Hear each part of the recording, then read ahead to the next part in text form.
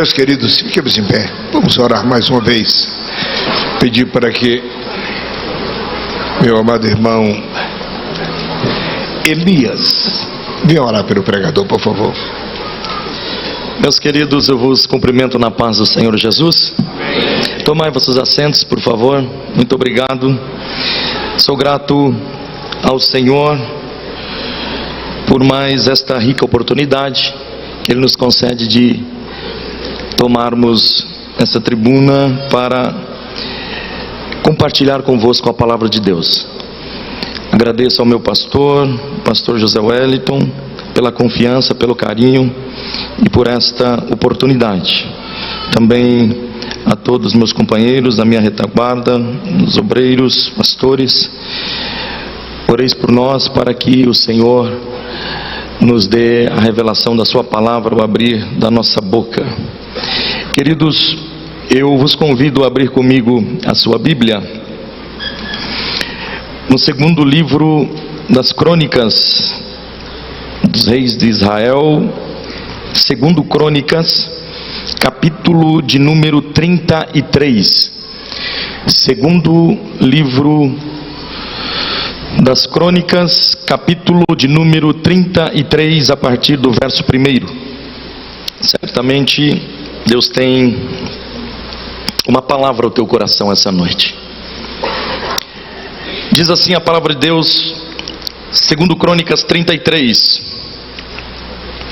Tinha Manassés 12 anos de idade quando começou a reinar, e 55 anos reinou em Jerusalém, e fez o que era mal aos olhos do Senhor, conforme as abominações dos gentios que o Senhor lançara de diante dos filhos de Israel, porque tornou a edificar os altos que Ezequias seu pai tinha derribado, e levantou altares a Baalins e fez bosques, e prostrou-se diante de todo o exército dos céus, e o serviu.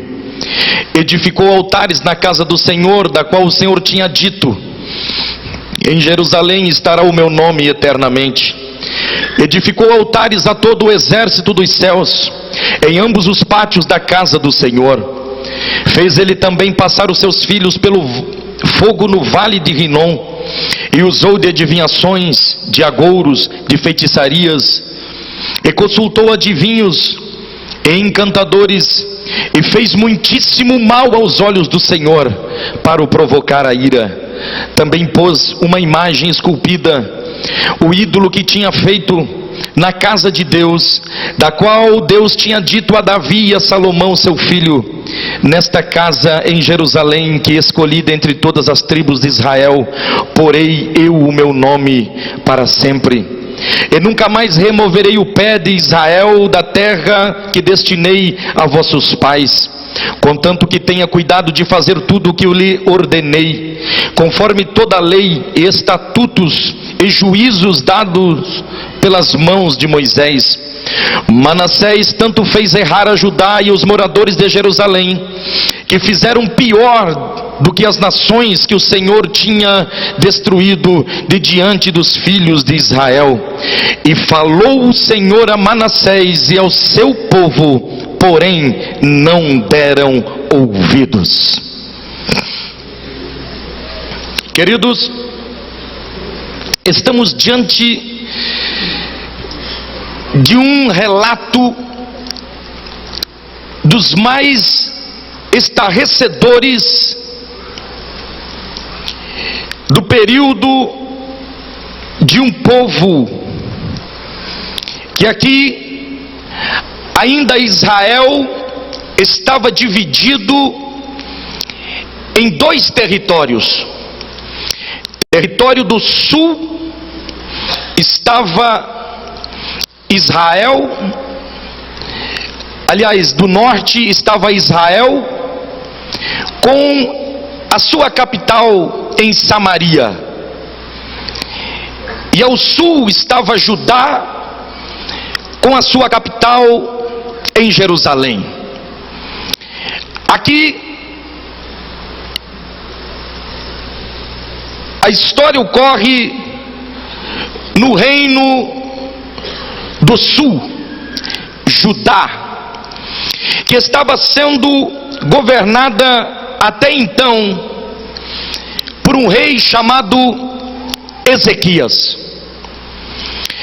Ezequias, um homem que teve altos e baixos na sua vida. Ezequias, um homem como todos os seres humanos, tem os seus dias de glória e seus dias de derrota. Ezequias foi um homem que tocou o coração de Deus quando ele orou. Certa feita, quando Senaqueribe, o rei da Síria, cerca Judá, Ezequias percebe que estava sitiado. Diz a história bíblica que ele entra no templo de Deus, coloca uma carta aberta no chão e ora ao Senhor, pedindo por um livramento. E ele manda mensageiros até Isaías, o profeta de Deus. Isaías manda de volta uma mensagem vinda de Deus para Ezequias, dizendo: diga a Ezequias que o que ele me pediu a respeito de Senaqueribe, rei da Síria, eu ouvi. Senaqueribe não invadirá a cidade, não entrará na cidade, porque eu, o Senhor, por amor de mim mesmo, vou pelejar por vós. Agora, Ezequias diz, o texto que, Isaías 38, que nesses dias, depois desse episódio, Ezequias adoece, e diz que a doença era para a morte. Ele adoeceu de uma doença fatal, que o levaria à morte. E lá vai o profeta Isaías, com a mensagem de Deus para ele, dizendo: assim te diz o Senhor, põe em ordem a tua casa, porque morrerás e não viverás. Isaías vira as costas e sai. Diz que ele estava saindo no pátio do palácio. Enquanto Isaías estava saindo, Ezequias vira-se para a parede e ora a Deus. E diz: Senhor, lembra-te dos dias em que eu andei correto. Lembra-te dos dias em que eu andei com o coração puro na tua presença. E diz que enquanto Isaías saía, Ezequias orava, Deus agia. E a palavra de Deus vem até o profeta Isaías, diz: volta até Ezequias e diz a Ezequias que eu ouvi a sua oração, vi as suas lágrimas, e vou acrescentar nos seus dias 15 anos mais. Ezequias sabia como mexer, como mover a mão de Deus ao seu favor. E a preocupação de Ezequias, quando a sua morte estava decretada, ele iria morrer e não tinha um filho para deixar como seu sucessor para o seu cargo. Ele não tinha filhos. E nesses 15 anos que Deus lhe acrescenta de vida, no terceiro ano, nasce-lhe um filho. E ele coloca o nome daquele menino de Manassés, que significa Deus se esquece. Talvez ele pensou: vou colocar o nome do meu menino, do meu filho, de Deus se esquece, para que Deus se esqueça desse negócio de 15 anos de vida.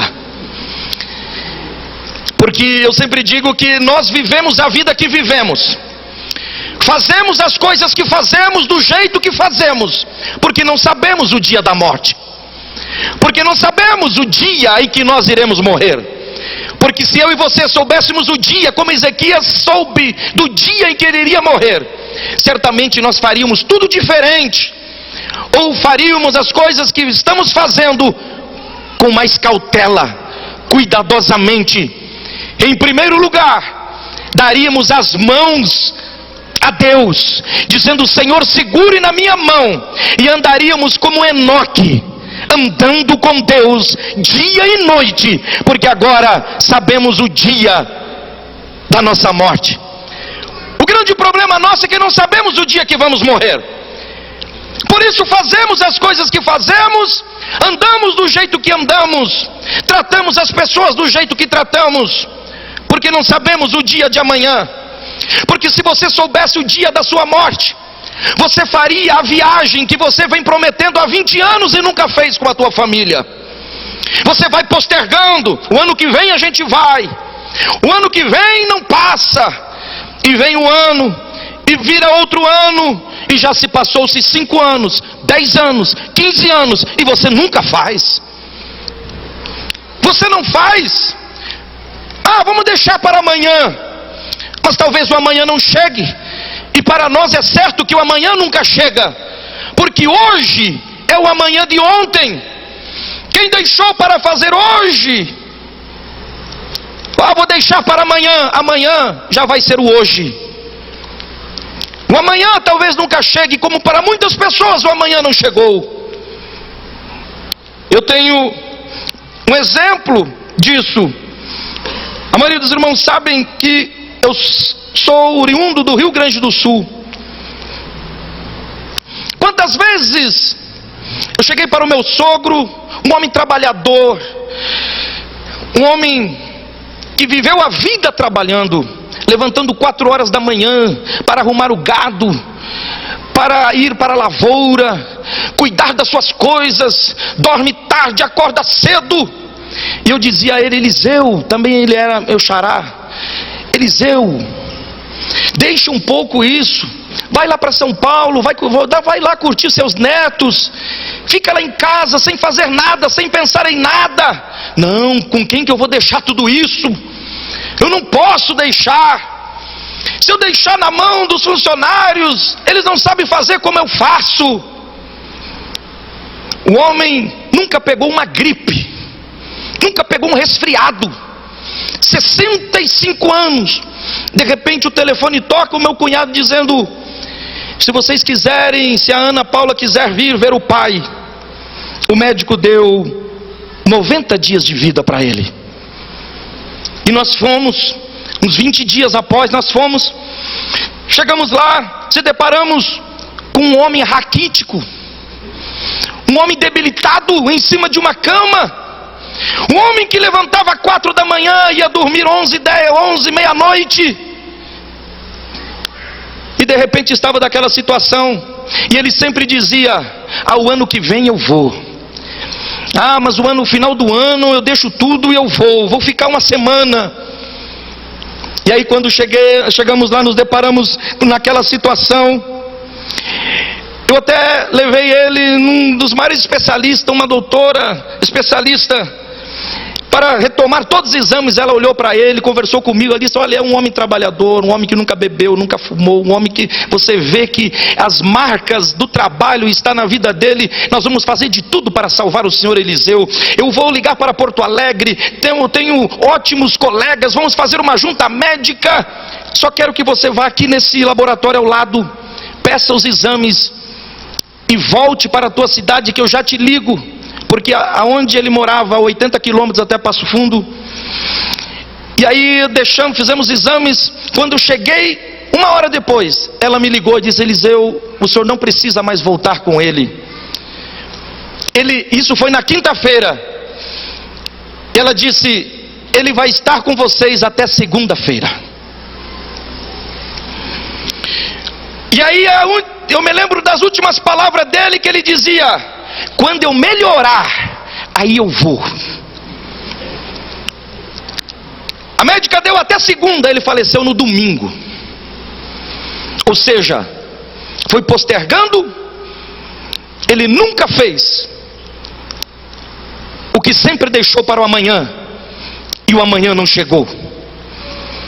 Agora Ezequias estava preocupado porque ele só tinha 15 anos de vida. Como eu já disse aqui, se não me engano, Ezequias não comemorava mais aniversário. Em vez de comemorar, como o pastor Levi sempre diz, mais um. Quando passava mais um para Ezequias, ele dizia menos um. Porque agora só tem 14 anos. só tem 13, só tem 12, só tem 1 ano. E quando deu 15 anos, ele desceu à tumba fria. Agora o seu filho, Deus se esquece. Manassés estava com 12 anos e ele se assenta na cadeira do seu pai. Ezequias viveu aqueles últimos dias da sua vida em comunhão com Deus. Ele ensinou a Manassés o caminho do Senhor. Ele levava o menino ao templo, embora há uma discussão teológica que diz que Ezequias não investiu no menino, mas eu não posso crer assim, porque alguém que está com os dias contados, ele faz de tudo para estar perto de Deus.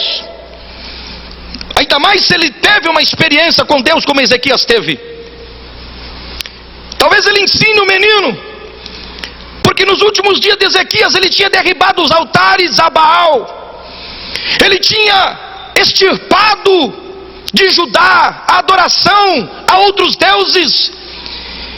E ele estabeleceu o culto ao único Deus, ao Criador dos céus e da terra. Mas quando o menino assenta-se no lugar do seu pai, com uma mente nova, com uma mente inovadora, ele diz: agora eu vou mostrar a vocês o que é ser rei de verdade.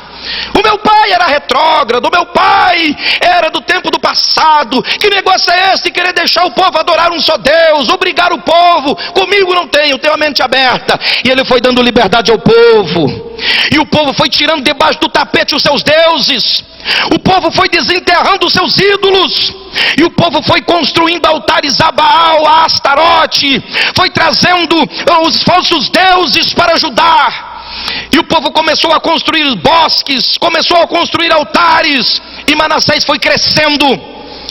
E observe como começa a biografia deste menino. No verso 2 diz: e fez o que era mal aos olhos do Senhor. Manassés foi o homem que mais reinou em Judá, 55 anos, mais de meio século. E diz a história que Manassés é conhecido como o pior homem do mundo.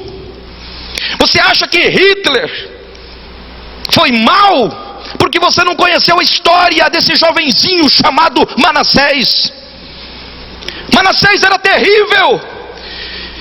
Manassés abriu o coração de uma tal forma para a maldade que Satanás entrou no coração daquele moço e ele tornou-se um monstro. Ele se tornou um animal. E diz que ele fez pior do que as abominações dos gentios, que o Senhor tinha mandado ordem para extirpar de sobre a terra. Todos aqueles que você vai ler, os heteus, os ferezeus, jebuseus, todos os eus, Deus disse: extirpe esta raça ruim da face da terra, porque são maus, são perversos. Mas Manassés conseguiu ser pior do que eles.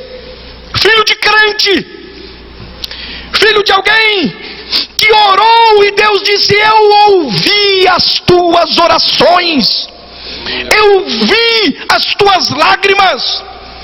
E diz que Manassés, no verso 3, ele tornou a edificar os altos que Ezequias seu pai tinha derribado.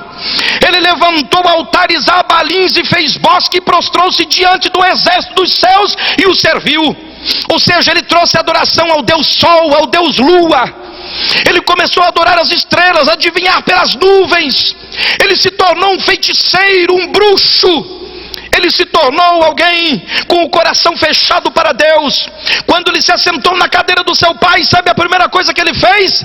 Edificou altares. Segunda coisa, ele entrou na casa de Deus, aonde Deus tinha dito a Davi e a Salomão seu filho: nesta casa estará o meu nome perpetuamente.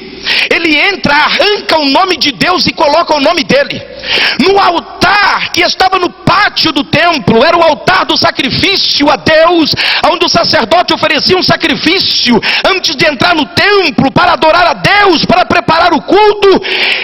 Manassés chega naquele altar, derruba o altar e coloca uma imagem dele, como quem diz: o Deus aqui sou eu, quem deve ser adorado aqui sou eu. E diz que ele começou arrancou o nome do Senhor da casa do Senhor, da qual o Senhor tinha dito: em Jerusalém estará o meu nome perpetuamente. Edificou altares a todos os exércitos do céu. Ele levantou o altar ao Deus Sol, ao Deus Lua. Ele começou a adorar aos animais, ele começou a adorar a natureza. E ele diz: e ele fez também passar os seus filhos, no verso 6, pelo fogo no vale de Rinom. Eles trouxeram a adoração a um Deus chamado Moloque. Moloque era um Deus covarde, porque só aceitava sacrifício de crianças. Por isso no português tem a expressão moleque, que vem da expressão de um Deus chamado Moloque, que aceitava sacrifício de crianças. E sabe o que Manassés fez? Manassés não obrigou ninguém a queimar os seus filhos, ele deu exemplo. Diz a história que o povo brigava para ser o primeiro a lançar o seu filho no fogo, no vale de Rinom, onde era feita uma grande fogueira. E eles colocavam a criança nua em cima de uma grelha e passavam lentamente pelas chamas do fogo, de um lado a outro. Se a criança entrasse aqui, saísse lá, sem nenhuma queimadura no seu corpo, era sinal que Moloque não queria aquela criança. Agora, qual a criança com a pele sensível passando pelas chamas não seria queimado facilmente? Então logo todas as crianças eram jogadas no fogo. Alguns historiadores que chegam a dizer que em apenas um dia, na época de Manassés, em apenas um dia, mais de 600 crianças eram jogadas no fogo. E diz que o povo fazia fila, porque Manassés dava exemplo. Quando nasciam seus filhos, ele era o primeiro a queimar os seus filhos. E diz que tudo que Manassés fazia, no verso de número 6, e fez muitíssimo mal aos olhos do Senhor, para o provocar a ira. Tudo que Manassés fazia era para provocar, para zombar de Deus, era para provocar a ira de Deus. E diz que muitos profetas, e entre eles Isaías, dava conselhos a Manassés. Diz que dava conselho dizendo: filho, deixa disso, você está provocando a ira do Deus dos céus, Deus vai tratar com você. Agora eu vou dizer algo histórico, porque nós temos aqui o nome do pai de Manassés, que é Ezequias, mas o nome da mãe de Manassés está em 2 Reis capítulo 21, verso 1, que é chamada de, e era sua mãe, Éfisibá. Éfisibá era mãe de Manassés. Na Bíblia não tem, mas nos livros históricos, e mais precisamente num livro chamado A Oração de Manassés, Éfisibá, a mãe de Manassés, é filha do profeta Isaías. Então logo o profeta Isaías era avô de Manassés. Agora observe o seu avô dando conselho ao seu neto, dizendo: filho, não faça isso, você está provocando a ira de Deus. O seu pai extirpou, o teu pai derrubou todos os altares, os ídolos, mandou queimar, e você trouxe de volta, você está provocando a ira de Deus. E diz que isso causava um incômodo grande no coração de Manassés, que ele se revoltou contra o profeta Isaías. E sabe o que ele mandou fazer com o profeta Isaías? Diz que ele chama os seus soldados e diz: pega esse velho, põe ele deitado em cima de uma prancha de madeira, põe outra prancha em cima, fez um sanduíche, e fala: serre ele ao meio. Só que a serra que serraram Isaías não era uma serra laser, não era uma serra automática, não era uma serra que era ligada na força, era uma serra manual. Um puxava daqui, outro empurrava de lá, e assim Isaías foi sendo serrado, porque Hebreus, lá na Epístola aos Hebreus vai dizer: e uns pelo amor foram serrados ao meio. E a história vai trazer que Isaías foi serrado ao meio, possivelmente na época de Manassés. E diz a história que as últimas palavras do profeta Isaías ao seu neto Manassés era: dai ouvidos aos ensinamentos do seu pai, preste atenção no que você está fazendo. E diz que Manassés, no verso 7, também pôs uma imagem esculpida do ídolo, que era ele próprio, que ele tinha feito. Ele pôs na casa de Deus, o qual Deus tinha dito a Davi, a Salomão seu filho: nesta casa em Jerusalém, que escolhi dentre todas as tribos de Israel, porei o meu nome para sempre. Agora olha o que diz o verso de número 10: Manassés tanto fez errar a Judá e os moradores de Jerusalém, que fizeram pior do que as nações que o Senhor tinha destruído de diante dos filhos de Israel. E falou o Senhor a Manassés, porém não deram ouvidos. Não, Deus não é capaz de nos punir. Deus não é capaz de segurar o nosso rei chamado Manassés. Ele é um monstro. Eu vejo a figura de Manassés como um menino com um carretel de linha na mão, soltando pipa na primavera. Ele vai soltando o carretel desse tamanho, ele vai soltando a linha do pipa, o pipa vai embora, vai, até que foge do olhar, não consegue mais enxergar, e lá em cima, mas de repente o menino olha para o carretel, a linha acabou, é hora de recolher a linha.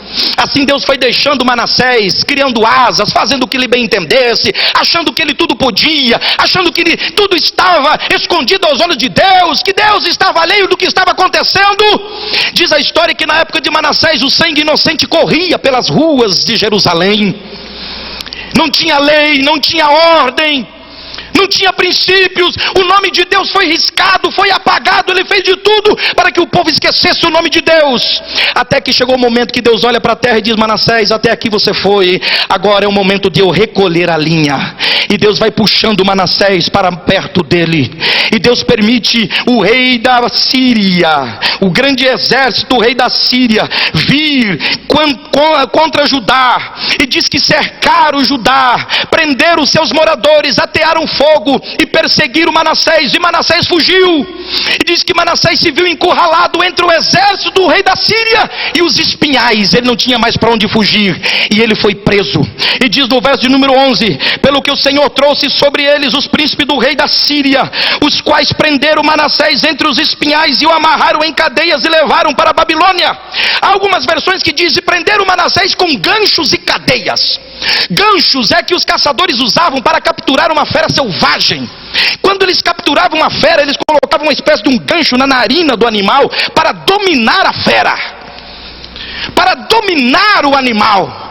Quando ele estava dominado pelo nariz com um gancho, o animal então não tinha mais reação alguma. Assim fizeram como Manassés: colocaram um gancho no seu nariz, colocaram ganchos na sua boca, colocaram ganchos na sua orelha, colocaram cadeias nos seus pés e levaram Manassés arrastando pelas ruas de Jerusalém. O povo que outrora aplaudia Manassés pelos seus feitos, agora todo mundo virou as costas, porque viu o seu rei sendo humilhado, sendo levado como preso, como prisioneiro para a Síria.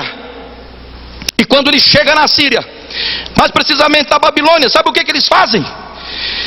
Eles pegam Manassés e colocam Manassés dentro de um globo de bronze. Aquele globo de bronze, ele podia ficar de pé ali dentro, era uma espécie de uma cadeia. Só que os babilônicos, eles eram terríveis. Manassés pensou que ia ficar sossegado, fechado dentro de um globo de bronze. Mas sabe o que eles fizeram? Atearam fogo debaixo do globo. Não era o suficiente para queimar ele carbonizado, mas também não era um fogo ameno para que ele ficasse tranquilo dentro de um globo de bronze com um fogo debaixo. Então ele era obrigado a levantar e começar a girar. Você já viu aquele ratinho, o hamster, que fica girando dentro de uma rodinha? Aquela é a figura de Manassés girando. O rei que sentou-se no lugar de Deus, que tirou o nome de Deus e colocou o nome dele, agora estava girando dentro de um globo de bronze, mas o coração duro como uma pedra. E diz a história que ele girou 1 mês, ele girou 2 meses, ele girou 6 meses, ele girou 1 ano. E sabe do que ele se lembrou? Diz que ele estava ali girando dentro de um globo de bronze, com um pouco de água, um pouco de comida, vivendo como um animal, mas o coração duro. Mas ele ficou girando 1 ano, e a sua mente começou a voltar lá atrás, quando ele tinha 12 anos, quando seu pai estava vivo, quando o profeta Isaías lhe dava conselhos. E diz que ele começou a ficar angustiado, ele começou a ficar aflito, ele começou a ficar abatido, e ele começou a chorar. E diz no verso 12: e ele angustiado orou deveras ao Senhor seu Deus, e humilhou-se muito perante o Deus dos seus pais. Ele começou a lembrar dos ensinamentos do seu pai, e ele começou a orar. Está vendo, jovem? Ele sabia orar, mas quando era preciso orar, quando estava tudo bem, ele não orava. Quando o pastor diz, quando o líder diz: irmãos, vamos orar, pastor, mas eu não sei orar. Você não sabe orar porque você não está passando por aperto, você não está passando por aflição. Quando o sapato apertar, quando a angústia chegar, você ora. e você não reclama, você vai orar. Manassés orou, ele orou ao Senhor por 1 mês, 2 meses, 3 meses, 4 meses, praticamente mais 1 ano ele orou, humilhando-se perante o Senhor. Existe aqui 2 ações, 2 atitudes de Manassés. No verso 12, ele angustiado orou ao Senhor.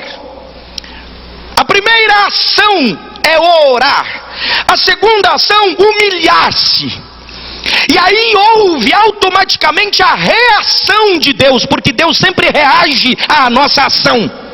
Quando você age, Deus reage ao teu favor.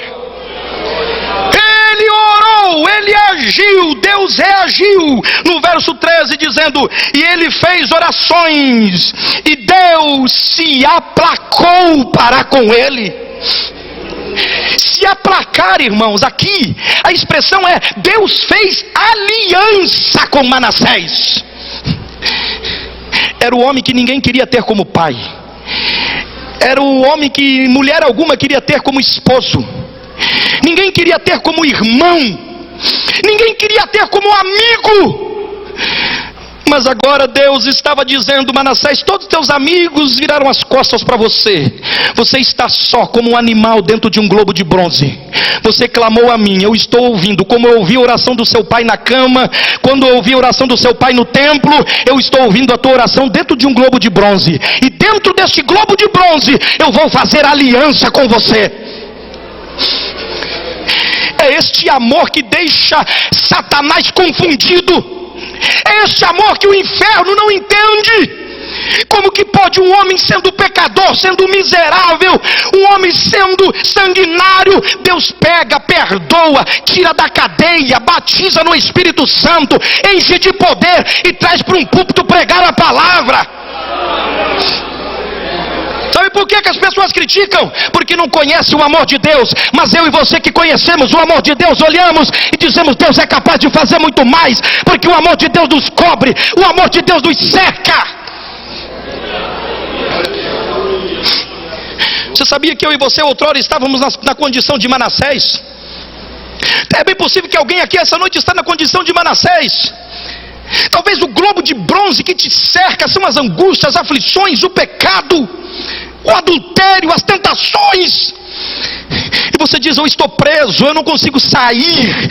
Mas nessa noite você está aqui, Deus está dizendo, eu te alcanço hoje, eu te liberto hoje, eu te transformo hoje. Se você crê nesta palavra, dá um glória ao nome do Senhor. Diga, Senhor, eu creio que o Senhor é o Deus.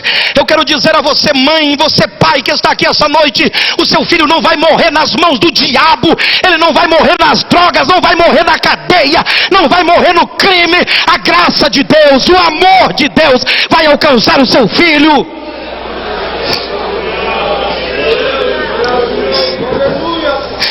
Aleluia. Deus olhou e diz que Deus fez aliança com Manassés. Manassés, eu faço aliança com você. Quando Deus disse se aplacou, Deus está dizendo, Manassés, eu vou pegar você e vou colocar atrás de mim, eu vou na tua frente. Quem procurar te atingir, Manassés, primeiro vai ter que atingir a mim, porque eu sou o teu escudo.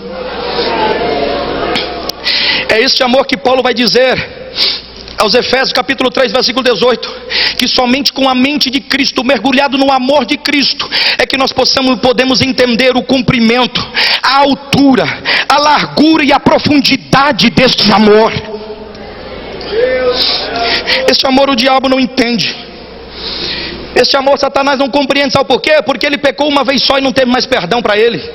Os anjos pecaram uma só vez, e diz Pedro que eles estão guardados em prisões esperando a condenação eterna. Eu e você pecamos todo dia, toda hora, todo momento desagradamos a Deus, e Deus enviou o seu filho para morrer numa cruz, para me perdoar, para te perdoar, para nos resgatar. Nós conhecemos este amor. E diz que então que Deus, primeiro Manassés orou, segundo se humilhou, depois Deus se aplacou.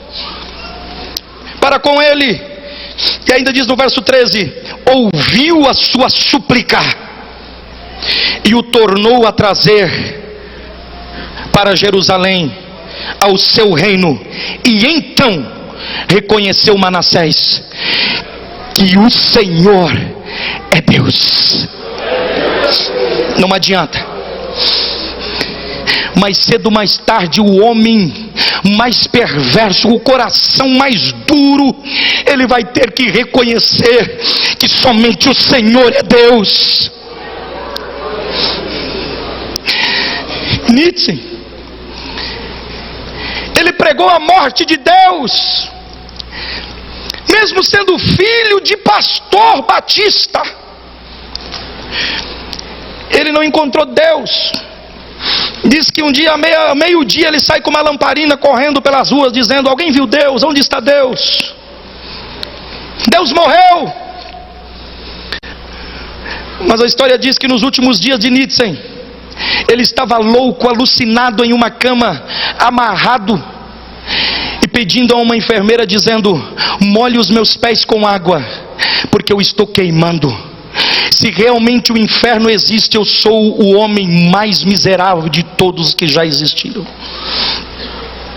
Vai chegar um momento que todo homem vai ter que reconhecer que somente o Senhor é Deus.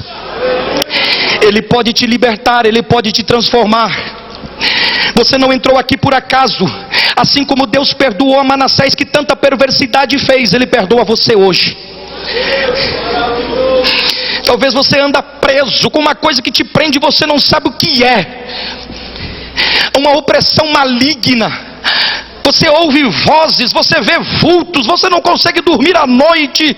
Você anda num desassossego, você dorme para descansar, acorda mais cansado de quando dormiu. E você não sabe o que é. Você já foi em psiquiatra, você já foi em psicólogo, você procurou profissionais, e é bom que procure, mas tem coisas que ele não pode fazer. Tem coisas que é na alma, e a alma é só Ele que pode entrar. Porque Jesus disse, é só Ele que pode fazer.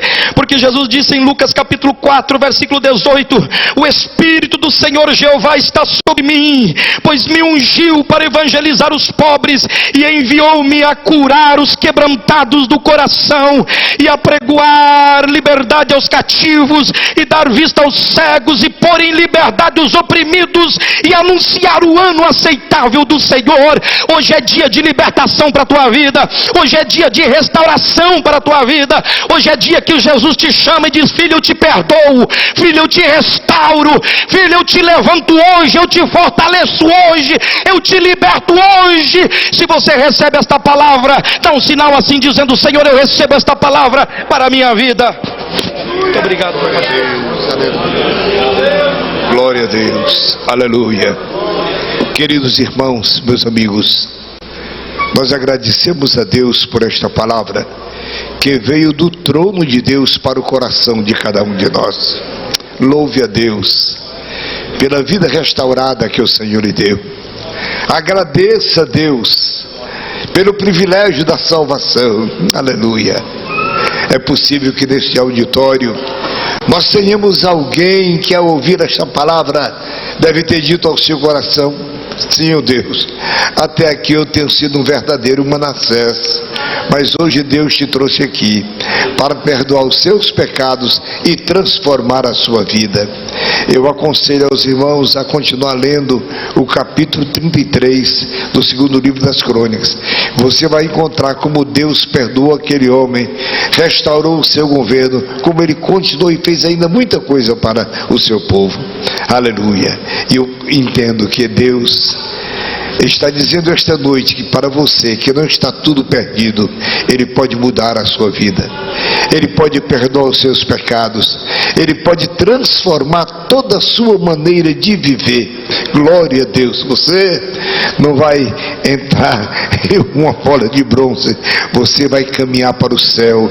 Jesus vai te dar vitória e orientar a sua vida. Eu queria nesse instante, amados, fazer aqui um convite. Aonde estão as pessoas que esta noite desejam receber de Jesus perdão para os seus pecados, receber do Senhor restauração para a sua vida, receber de Deus a sua gloriosa salvação.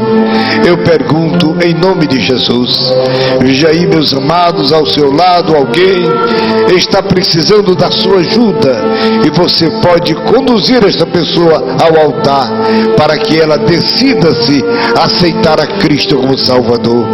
Aonde está uma pessoa para Cristo? Eu lhe convido, manifeste-se diante de Deus. Ali teu amigo, Deus te abençoe em nome de Jesus. Glória a Deus. Aonde está a segunda pessoa para Cristo? Eu lhe convido em nome de Jesus. Em nome de Jesus. Aonde está a segunda pessoa? Deus pode restaurar a sua vida. Aleluia. Você possivelmente pensou, mas você não é pior do que Manassés. Manassés era ruim demais. Aleluia. Mas Jesus perdoou e transformou. Ali vem mais um amigo, Deus te abençoe em nome de Jesus. Aonde está a terceira pessoa para Cristo? Eu lhe convido esta noite, venha para Jesus. Ainda há uma oportunidade de Deus para você. Aleluia. Deus lhe trouxe aqui para que você ouvisse essa palavra, para que você compreendesse que Deus ainda te ama. Aleluia. Aonde está uma terceira pessoa? Eu lhe convido em nome de Jesus. Será que temos aqui à minha direita mais uma pessoa para Cristo? Aqui à minha esquerda temos uma pessoa para Cristo. Meu amigo, minha senhora, esta é a tua grande oportunidade. Fiquemos em pé. Aleluia. Meu amigo, hoje tu tens a escolha, vida ou morte, qual vai aceitar? Amanhã pode muito tarde. Hoje Cristo te quer libertar. Nós ouvimos com atenção a palavra de Deus. O pastor contou-nos aqui um exemplo. O seu sogro dizia: amanhã, depois, uma outra oportunidade.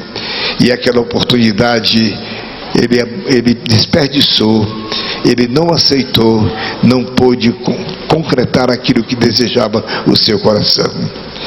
Não sei, pode alguém estar aqui, está dizendo: eu vou deixar para depois, pode ser tarde demais. Aleluia. Mais uma pessoa para Cristo. Nós vamos pedir ao Senhor, obrigado meu irmão, pedir ao Senhor a sua bênção para a sua vida. Glória a Deus. Não tem. Vocês podem se ajoelhar ali. Nós vamos orar a Deus. Vou pedir para que um dos nossos irmãos ore ao Senhor. Glória a Deus. Aleluia. Vem cá, meu filho. Elias. Ora, meu Senhor, por favor. Oremos ao Senhor. Senhor nosso Deus, nosso Pai que está nos céus, queremos te agradecer, Senhor, pela tua palavra que foi pregada. Oh Deus, e tem encontrado, Senhor, lugares nos corações dos teus filhos, Senhor. Abençoa essas vidas que se entregaram a ti nesta noite. Perdoa os seus pecados. Escreve os seus nomes no livro da vida, Senhor, e lhes dá dom de permanência. Segura nas suas mãos. Abençoa também, Senhor, os seus familiares. Abençoa, Senhor, na continuidade, Senhor, que eles possam te servir com fidelidade. Pai, é no nome de Jesus que nós te oramos e já te agradecemos. Amém. Irmãos, tome assento mais 2 minutinhos. Nós, naturalmente, estamos esperando a manifestação de alguns dos irmãos que desejarem ser batizados nas águas. Porém, antes eu queria... Estou me lembrando que hoje é o 2º domingo do mês. E nesse domingo nós levantamos aquela oferta para o nosso trabalho missionário e para os nossos velhinhos. Eu queria convidar os nossos diáconos para que viessem aqui à frente. Nós vamos orar, aleluia, pedir a Deus a sua bênção por esta contribuição. Glória a Deus. Agradecemos a Deus pelo cuidado desta igreja através do irmão Orlando Potiroli e toda a equipe que cuida dos nossos velhinhos ali no nosso asilar. Estamos orando para que Deus dê sempre graça e uma boa administração para aquele trabalho. pois Deus tem abençoado até aqui. Irmão Lucas, o senhor que está passando, ore a Jesus agora. Pedimos a tua bênção, Senhor querido, por esta oferta. Jesus deu o necessário para a nossa missão e para os nossos velhinhos. Pai, nós te pedimos em nome de Jesus. Amém. Cantemos o hino de número 17. 17 com a nossa banda.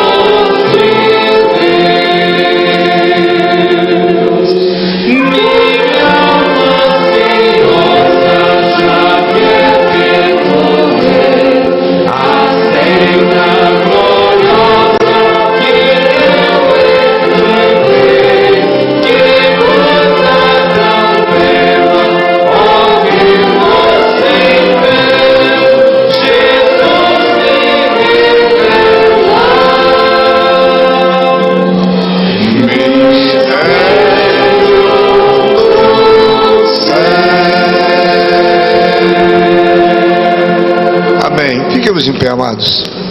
Eu quero agradecer aos irmãos a oferta para a nossa obra missionária e para o sustento dos nossos velhinhos. Que Deus abençoe e recompense a todos os irmãos.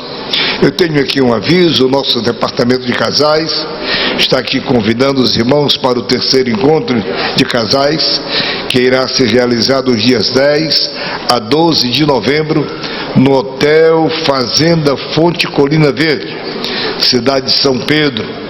E também os casais que desejarem participar de um curso, que eles chamam Casados para Sempre. O início das aulas será neste mês, aliás, já foi, não é? No mês passado de agosto. Os casais que desejarem, procurem os nossos irmãos pastor Luciano, o pastor Josué, o nosso presbítero Ednísio e o nosso diácono Adir. Meus queridos, estamos nos despedindo com oração, lembrando aos irmãos, você vai para casa, mas mais uma vez eu peço, orem pelos nossos irmãos que estão ali na outra América, não é? Todo o estado da Flórida, nós temos igreja ali, irmãos, em quase todos os estados da América do Norte, são muitos, né? E mais daquele lado na Flórida, onde está Joel, e estão aqueles irmãos que são muitos. Deus tem abençoado a nossa igreja, porém eles passam por um momento muito difícil, mas nós estaremos aqui orando, porque o Deus que está aqui, Ele também tem poder para operar lá. Glória a Deus. Vamos orar. Oremos. Pai bondoso e Pai justo, te louvamos e te bendizemos, querido Senhor, por esta noite feliz e abençoada na tua presença, na tua casa. Te agradecemos, meu Senhor, pela tua santa palavra que tem falado aos nossos corações. Ó querido Deus, te louvamos pela tua gloriosa presença. Te pedimos uma vez mais, Senhor querido, olha com bondade e misericórdia para os nossos irmãos que estão na outra América, Senhor, guardando-os debaixo da tua santa proteção, livrando, ó querido Deus, de todo mal, de todo perigo e de toda perda. Querido Pai, leva-nos agora em paz para os nossos lares, nos livra de males, nos guarda de acidentes e de perigos, nos livra, Senhor, do homem mal intencionado, e dá-nos, meu Senhor, uma semana de vitórias, Senhor amado, de intimidade contigo e com o teu Espírito. Por tudo te agradecemos em nome de Jesus. Amém. Meus irmãos, um momentinho só. Nós temos candidatos ao batismo? Por gentileza, venha até aqui à frente. Nós queremos apresentá-los ao Senhor. Glória a Deus. É um passo de fé, e eu louvo a Deus pelos irmãos a quem Deus tem colocado no seu coração esse desejo ardente de se tornar um membro do corpo de Cristo, né? Glória a Deus. Aqui nós temos uns jovens, forte e bonito, glória a Deus. Há mais algum candidato ao batismo? Glória a Deus. Muito bem. O seu nome? Elias. Aqui está o Elias. Quem conhece o Elias? Podemos batizá-lo? Amém. Glória a Deus. O seu... Pedro. Aleluia. Aqui está o Pedro. Quem conhece o Pedro? Muito bem. Podemos batizá-lo? Amém. Daniel. Quem conhece o Daniel? Podemos batizá-lo? Amém. Naum, aleluia. É difícil o nome Naum, não é? Mas foi um grande profeta, viu? Aleluia. Leia o livro de Naum, que é bonito, viu? Você vai encontrar Deus mostrando para Naum os carros na rua, batendo farol, negócio bonito, viu? Aleluia. Quem conhece o Naum? Vamos batizá-lo? Amém. E você, meu filho? Natan? Que maravilha. Vamos ver. Todos com certeza filhos de crentes, viu? Os nomes testificam, né? Aqui está o Natan. Quem conhece o Natan? Devemos batizá-lo? Amém? Olha, jovens, o batismo será no dia 24, lá no Templo Novo. Chega um pouquinho mais cedo, porque nós entendemos e o número de candidatos é relativamente grande. Vocês tragam somente uma roupa para molhar, descer as águas. Não precisa ser aquele terno bonito, não. É só uma roupinha simples, só para molhar. E uma toalha para se enxugar. O resto nós temos lá. Tranquilo, se tiver frio, pode ficar sossegada. A água é morna, direitinho, tá bom? Deus abençoe. A graça de nosso Senhor Jesus Cristo, o amor de Deus, nosso Pai, a comunhão e a consolação do Espírito Santo, seja com todo o povo de Deus, e todos digam: Deus abençoe a todos em nome de Jesus.